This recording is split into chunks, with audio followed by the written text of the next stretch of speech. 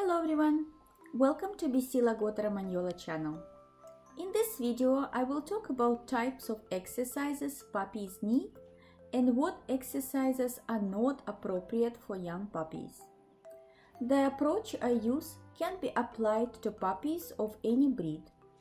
I always take into account puppies' energy level and inclinations. There is a chart circulating on the internet telling people how long a puppy should walk according to age. I do not remember now exactly the timing, but it suggested something like that, walking a puppy for 10 minutes and 3 months and then add for each month 5 minutes. I think that is the most ridiculous thing I've ever seen. I am not sure who came up with this idea, and I have not seen any supportive research regarding that, but even if there was scientific papers supporting that, these days it is common to say it is safe and effective when it is not. I most definitely would not follow this kind of recommendations and would advise everyone to use common sense before following any recommendations like that. So let's look at baby animals in the wild first.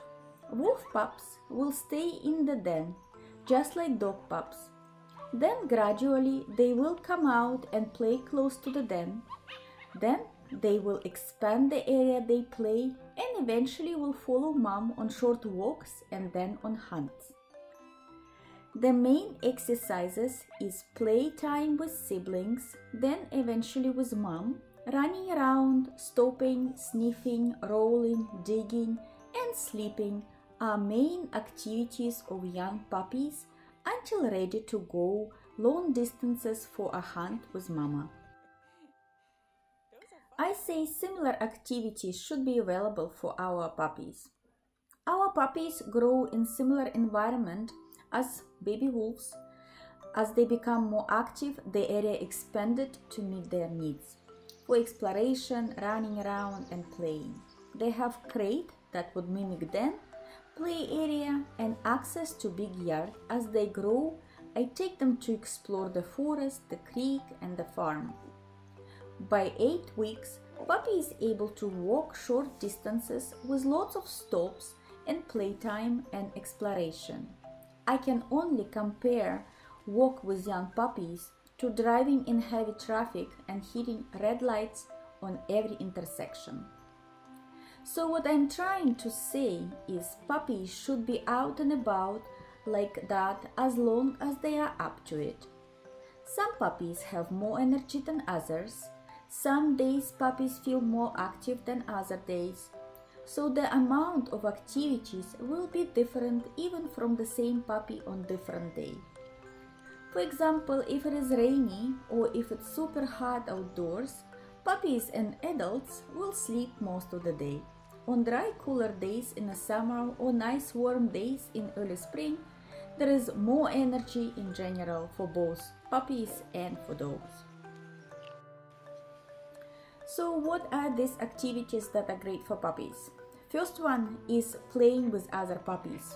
All this wrestling, running around, twists and turns, building muscle strength for the whole body. There is nothing better for puppies and adult dogs other than good play with a friend. It gives both mental and physical stimulation and is highly satisfactory. If you have a young puppy, please find him or her a friend. Of course, you can play with puppy, but it is not the same. Also, during playtime, puppies learn to communicate, be more gentle with younger pups and braver with gentler, bigger dogs. It is all part of the process of growing up. Just like our children need friends of similar age, the same is true for young puppies. The second great activity is digging. In the soft sand or soft ground in the woods, digging is great. Once again, lots of muscles involved and nose as well, because usually sniffing something on the ground will provoke digging to get to the smell. Sniffing stuff out is hard work and tiring mentally and physically, so if you have a puppy that is full of energy after just physical activity adding nose work in daily routine will help to tire the puppy out. For example, you can hide around treats in the house, you can extend it to the yard, you can put a sandbox for a puppy and hide treats out there.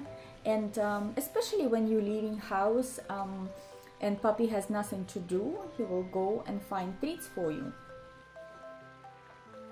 So now we can go walking with the puppy. The walk with the puppy should be slow, with opportunity for the puppy to stop and sniff and investigate. Ideally, it should be off-leash walk or at least very long leash. Watch your puppy carefully. If your pup is bouncing back and forth, running side to side, means still has lots of energy to burn. But if your pup lays down every time you stop, your puppy is very tired. It is best not to get to the point of having a very tired pup, but finish walking with a semi-energetic puppy. You can play some more at home and he can go to sleep. If you missed it or the pup was too excited and now too tired, pick up your puppy and go home. Puppy backpacks are great if you are an active person and don't want to change your routine of hiking long distances. This way you can take your pup with you. Swimming is fantastic physical activity that involves all muscles but does not put a lot of strain on joints. Going to the beach is perfect for young puppies as it will involve both digging and swimming. So you see, I only use common sense and adjust to individual puppy as needed. Young puppies have lots of energy but no strength for prolonged walks, but can play for an hour without causing problems to joints. Mental stimulation will tire puppies physically, so include in your outing training practices, recalls, new tricks, leash walks, and so on. I call it interactive walks. So what should be avoided? First, any repetitive movements like walking, especially long distances, on leash involve step by step the same movement and can wear down soft joints. Besides, if your walk puppy does not want to be left alone and behind and will walk until he cannot walk anymore. The other thing is running up and down the stairs. Running on slippery surfaces will damage the joints. The other common thing all people do is fetching the ball, meaning throwing the ball and get the dog, run towards the ball, catch the ball, twisting and coming back. This is the sport that dogs have the most injuries, and it should be avoided at all costs for young dogs. It can be substituted by catching ball or a stick. My dogs very much enjoy catching games. Perhaps I will make a video of my dogs catching stuff. Very young puppies do not have a reaction to catch, but most dogs can catch by 16 weeks, some even younger. Same for agility classes. You can teach the basics at slow speed, but not full speed agility, as it leads to injuries in young dogs and even in adults. Thank you for watching this video. I wish everyone happy puppy outing, as one cannot really call it walking. See you next time.